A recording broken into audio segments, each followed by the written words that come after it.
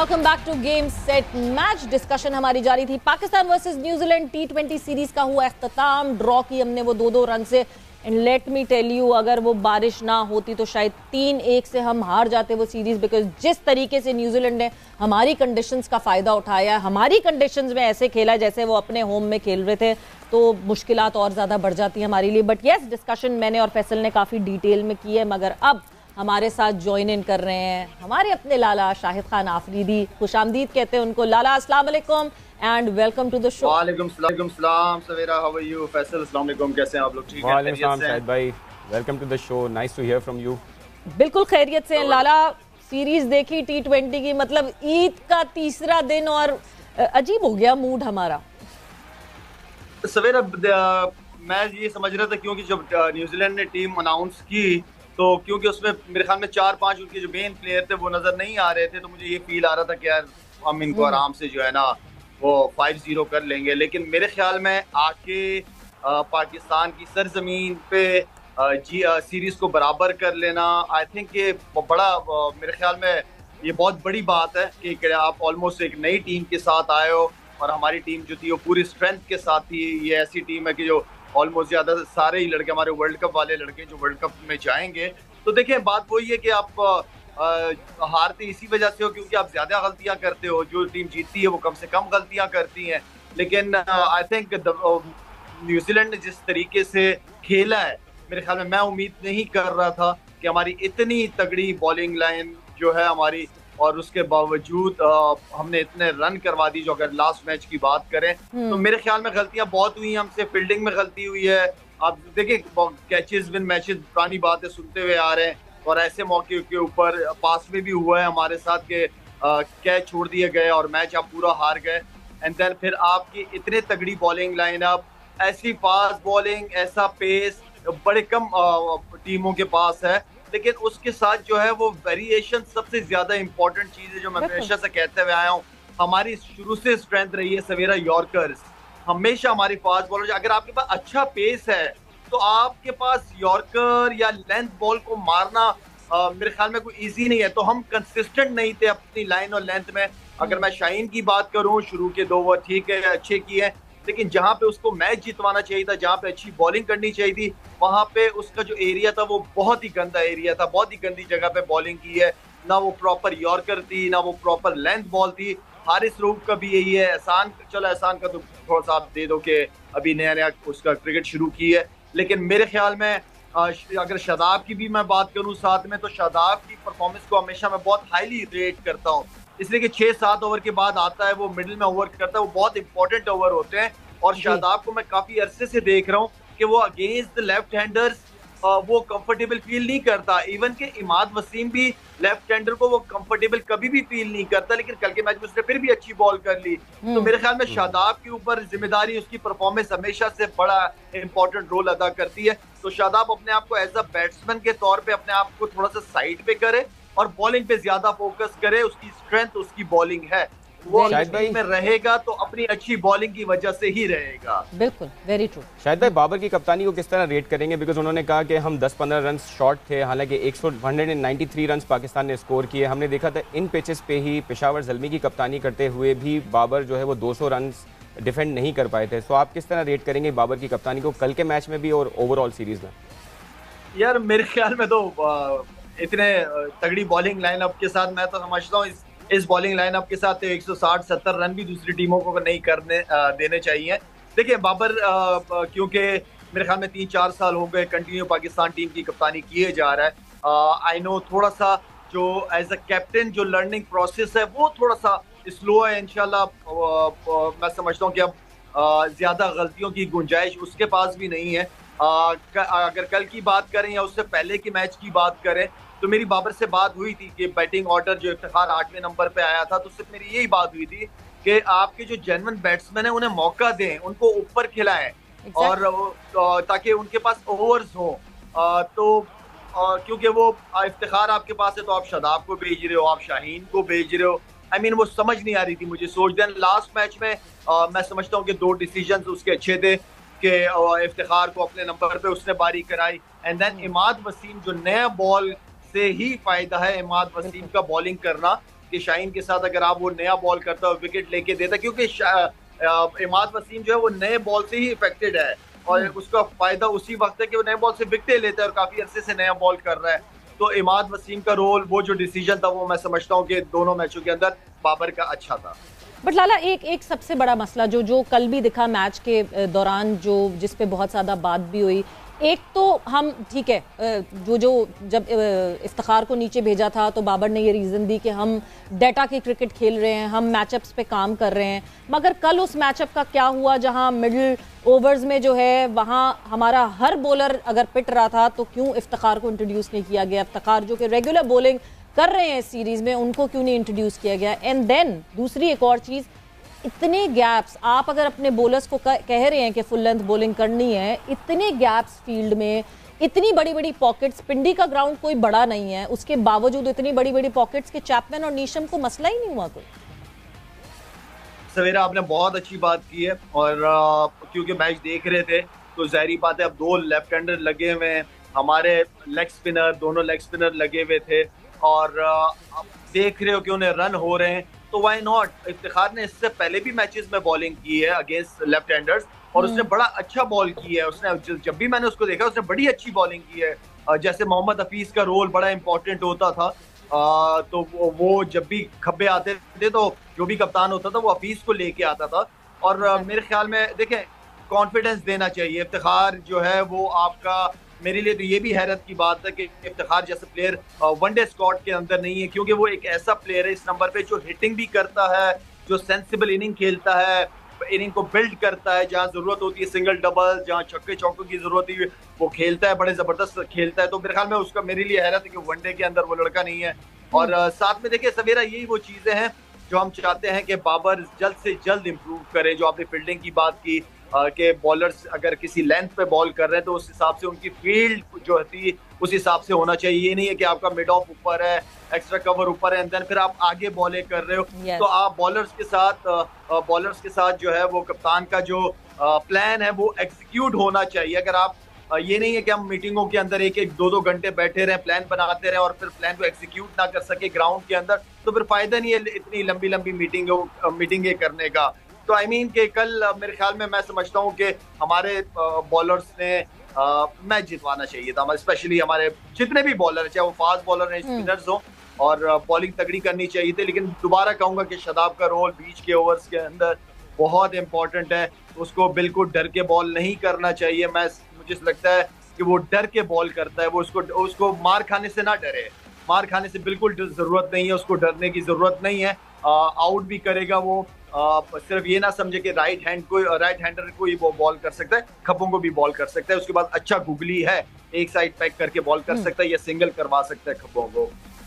शायद भाई, batting order पे आपका क्या पॉइंट ऑफ व्यू है? हम देखते हैं कि वही बैटिंग ऑर्डर हमने कंटिन्यू किया है कि ओपनिंग में हमारे पास रिजवान और बाबर हैं। इस सीरीज़ में भी हमने कोई चांस नहीं लिया, वही दो आपके पास ओपनर्स रहे। उसके बाद दो यंगस्टर्स हैं जो उसके बाद फॉलो करते हैं। फ़खर जमान की परफॉर्मेंस भी काफ़ी नॉन सीरियस रही इस सीरीज़ में। हमने देखा हारिस को चांस मिला, उन्होंने भी एक रैश शॉट खेला। So how do you see the batting order? Do you think कि कोई इसमें चेंज होनी चाहिए, या आपको लगता है कि हमें इसी कॉम्बिनेशन के साथ जाना चाहिए, स्पेशली ओपनिंग स्लॉट में? अच्छा, मैं तो खैर शुरू से ही जो है ना वो क्योंकि फ़खर या रिजवान, फ़खर या बाबर, मुझे एक प्लेयर ऐसा होना चाहिए। लेकिन देखें, अगर काफ़ी अरसे से बाबर और इसको देखें रिजवान को, तो बाबर के भी अगर स्ट्राइक रेट चेक करें ये कुछ अरसे से, मेरे ख्याल में मैं समझता हूँ कि बड़ा इंप्रूव किया उस लड़के ने। रिजवान साथ में होता है। देखिए, इन दो प्लेयरों में से आपको एक प्लेयर चाहिए जो रन करे, और तीसरा नंबर भी तकरीबन ऑलमोस्ट ओपनर ही होता है। 6 ओवर को यूटिलाइज करना होता है जो प्लान होता है। बाकी आपने हारिस की बात की, वो भी आपका एक एग्रेसिव प्लेयर है, लेकिन कल की शॉट तो मुझे बिल्कुल भी समझ नहीं आई, क्योंकि मैंने भी अपने कैरियर के अंदर बड़ी इस तरह की शॉटें मारी हैं। लेकिन आप सवेरा, आप जब सिर्फ जेन्युइन एज अ बैट्समैन खेल रहे हो और ऊपर नंबर पे खेल रहे हो, तो थोड़ा सा मेरे ख्याल में मैच्योरिटी आनी चाहिए कि यार आपका पहला बॉल है, चले आपके पास अगर सामने शॉटें ना हो तो आप इस तरह की शॉट खेल लो तो समझ आती है। आप इतनी अच्छी तगड़ी शॉटें मारते हो मिड ऑन, मिड ऑफ पे, मिड विकेट पे, आप आती ही पहला बॉल आपने एक विकेट गिरी है और आपने इतना बड़ा रिस्क ले लिया।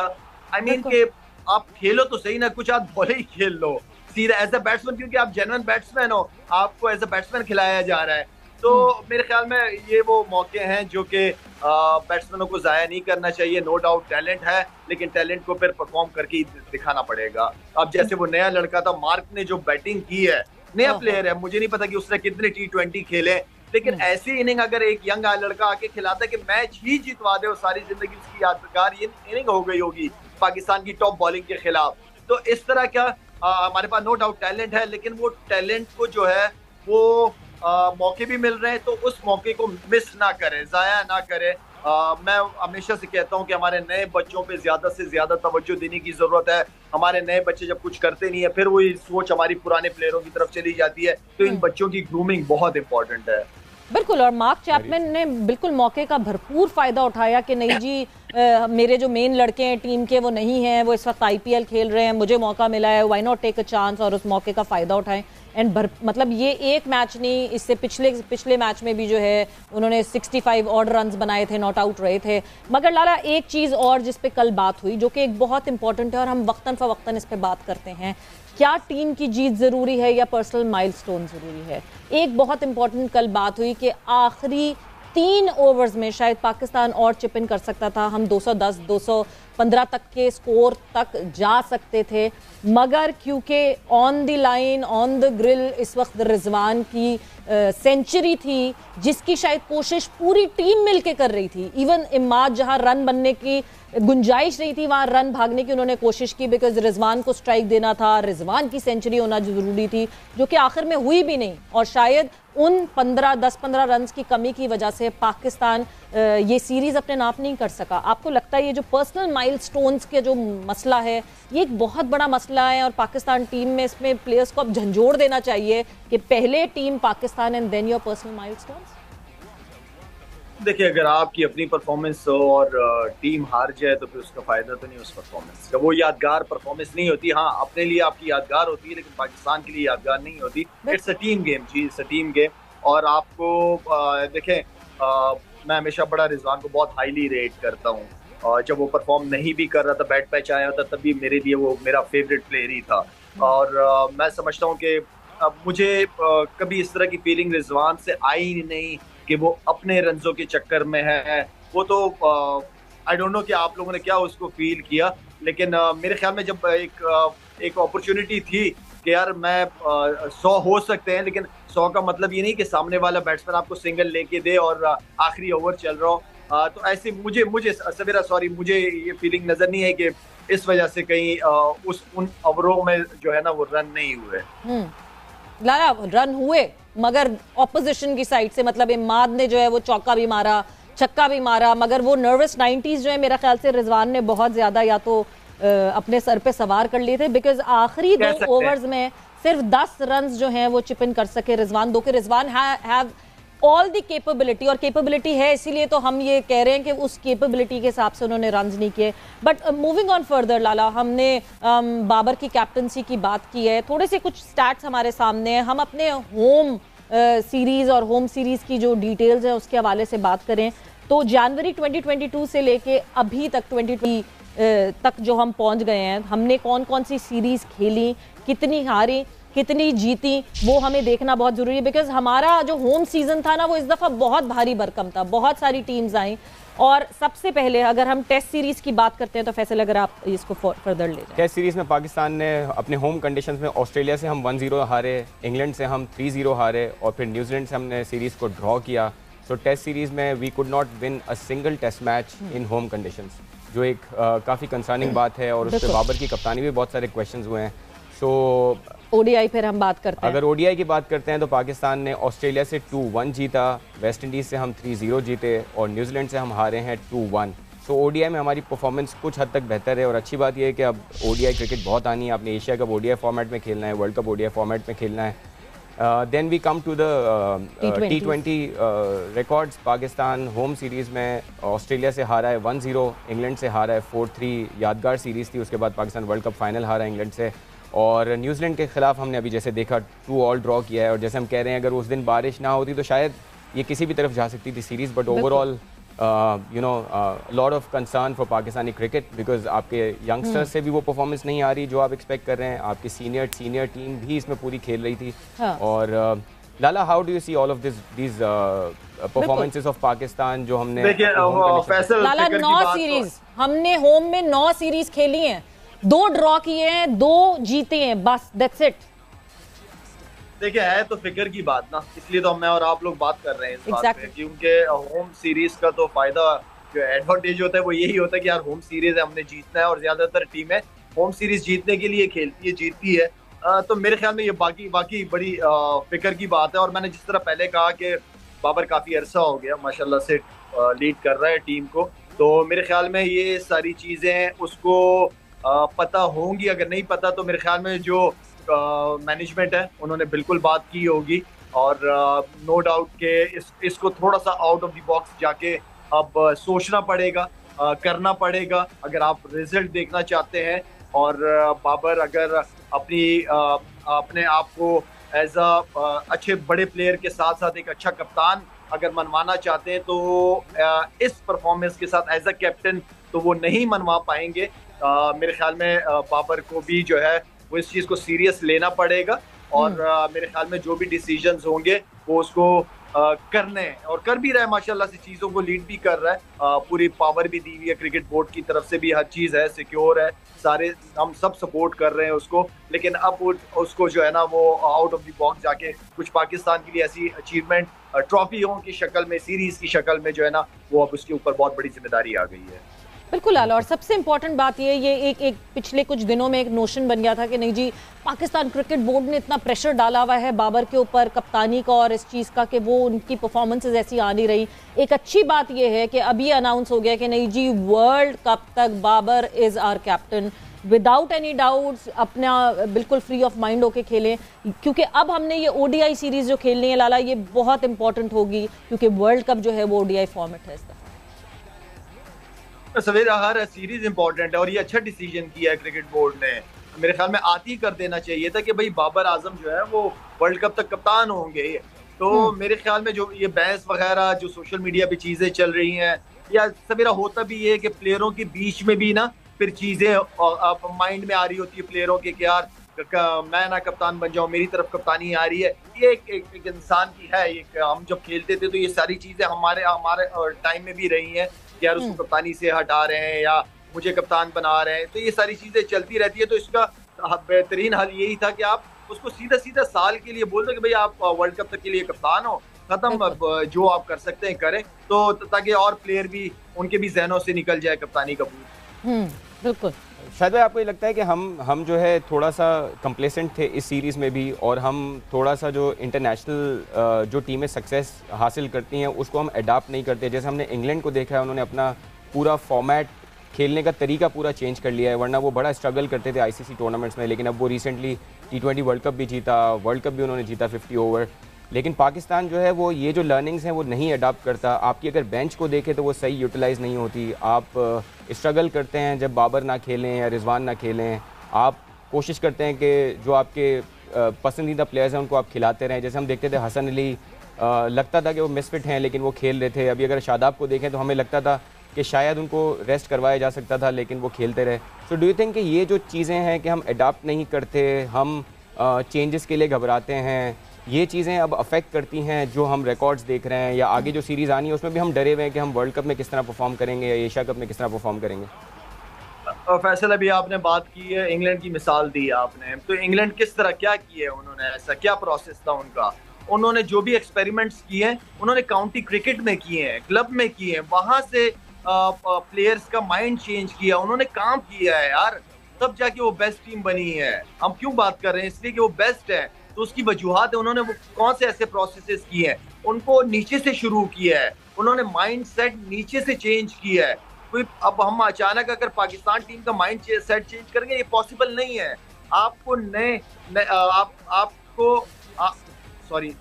आपको जो है वो नए जो हमारे टैलेंट आ रहे हैं, नए बच्चे आ रहे हैं, उनके अंदर उनके साथ ये कॉन्सेप्ट को जो है ना, ये अवेयरनेस उन बच्चों को देनी है। जो मैंने आज जब चीफ सिलेक्टर बना था जब मैंने कहा था कि स्ट्राइक रेट जो है वो इतना होना चाहिए 130 135 के बीच में, वो सिर्फ पाकिस्तान टीम के लिए नहीं था, वो उन बच्चों के लिए जो डोमेस्टिक क्रिकेट अंडर 19, ताकि उन बच्चों को अभी से प्रिपरेशन होती है उनकी। तो मेरे ख्याल में देखें, एक तो वो चीज है, दूसरा उन्होंने बड़े जबरदस्त तरीके से इंग्लैंड की टीम ने किया, उनके जो भी स्पोर्ट्स डायरेक्टर वगैरह जिस तरह लेके चले वो थे। दूसरा, हमेशा मैंने बात करता रहा हूँ, सवेरा हम लोग बात करते रहे कि आपकी बेंच जो है ना वो स्ट्रांग होनी चाहिए।